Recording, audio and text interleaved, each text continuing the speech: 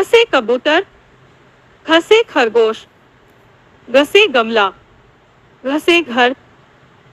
घ से खाली, च से चरखा, छ से छतरी, ज से जहाज, झ से झंडा, र से खाली, ट से टमाटर, ठ से ठठेरा, ड से डमरू, ड से ढक्कन, न से खाली, त से तरबूज,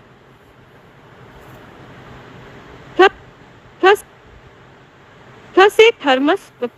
द से दवात, ध से धनुष, न से नल, प से पतंग, फ से फल, ब से बकरी, भ से भालू, म से मछली, य से यज्ञ, र से रथ, ल से लट्टू, व से वन, श से शलजम, श से षटकोण, स से सपेरा, ह से हल, श से क्षत्रिय, त्र से त्रिशूल, य से ज्ञानी।